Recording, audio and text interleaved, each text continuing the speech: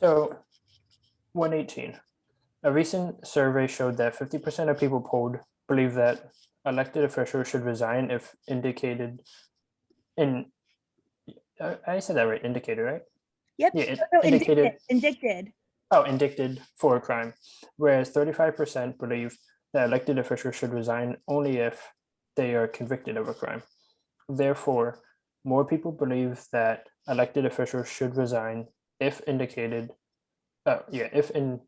indicated, than believe that they should resign if convicted. Okay, so the conclusion here is more people believe that elected officials should resign if indicated than, indicted, than believe they should resign if convicted. All right, is this a valid conclusion? I would say no.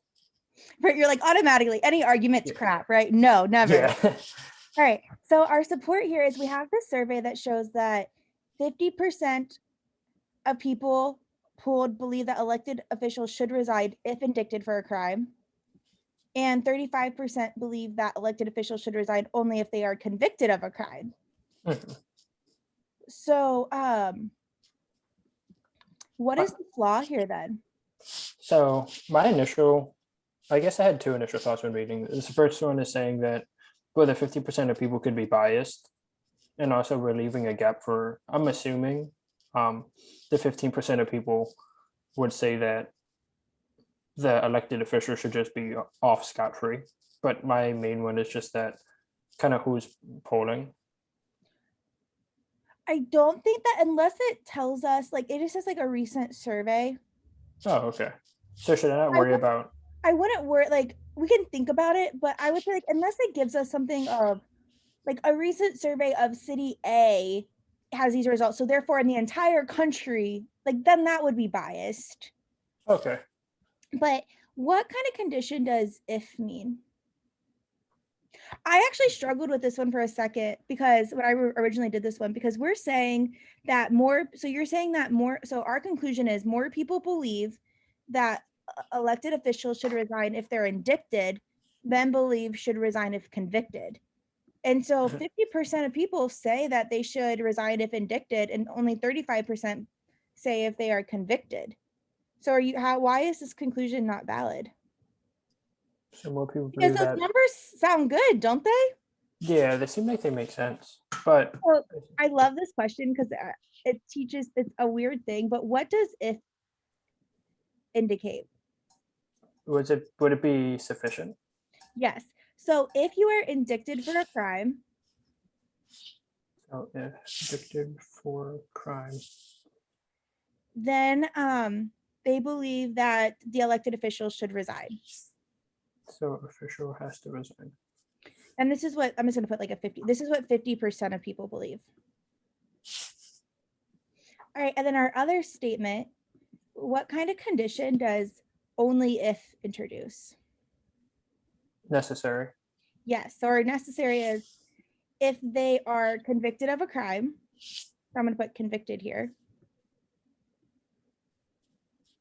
They should resign.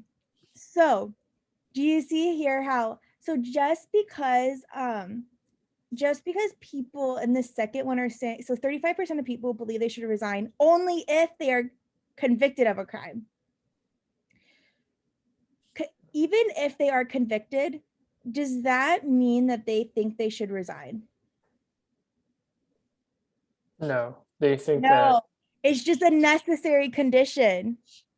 Oh, You see so that? Like, we don't know what they just, all we know is that if the official does resign, they think the only like what is like they even if they were to resign, they would have to be convicted of it.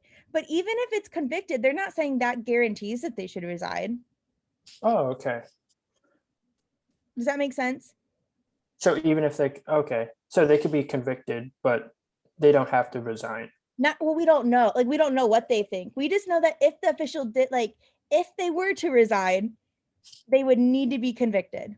Oh, okay. Okay, I'm following along now. All right, so let's go ahead and start with A and tell me what you think. Like it, leave it, or hate it. Because it draws a conclusion about the population in general based only on a sample of that population. I don't like it. Excellent.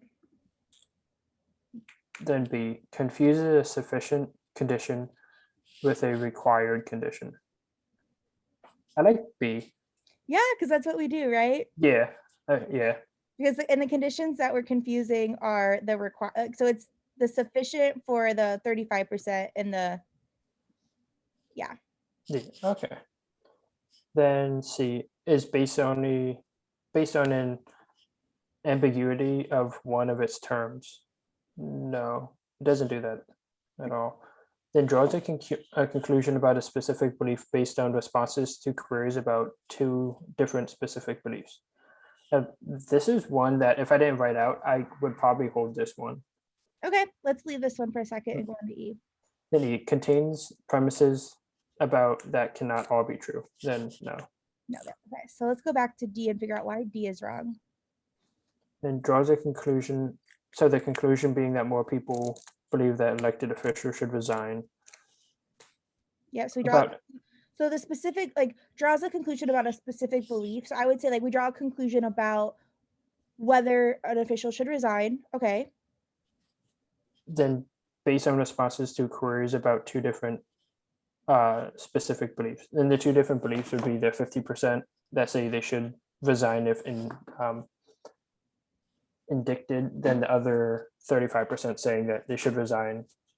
But what are the two different specific beliefs? Oh, what did We don't draw it on two different specific beliefs. so the two different ones wouldn't be one party thinking that they should resign if indicted, and the other party thinking they should resign if convicted? Or is that the same belief? I think there technically could be overlap between those two groups of people. Like I think what this is saying is this is saying they draw a conclusion about a specific belief based on two different specific I'm trying to think of a better way to describe it. This would be taking two people's opinions and then coming up with one conclusion and saying that this is just true. Oh, okay. So this would be saying that since 85% of people think that people should resign. It's inappropriately taking two distinct things and just merging them together and thinking that's okay. Okay, that makes sense then. Okay. Yes. And there could be overlap between these 35% and these 50%, couldn't there? Yeah, well, that's what my initial thought was, because I was thinking, well, if they're convicted of a crime, they have to first be indicated. Yes. Indicated. So, I don't know why I get that word so wrong. because being convicted of a crime. Wait, what does indicted even mean?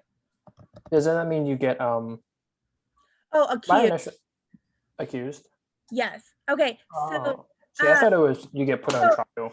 Okay, so or you get charged with this formally accused. So they're assuming that. So some people think even if you're just accused, you should resign, where other people says no, you actually have to be committed to even have a crime. But if these people are convicted of a crime, then they had to have been indicted of the crime too. And 50% of people would have, anyways. Okay, yeah, okay, so that would completely destroy D then. Yes. Yeah, okay, that makes sense why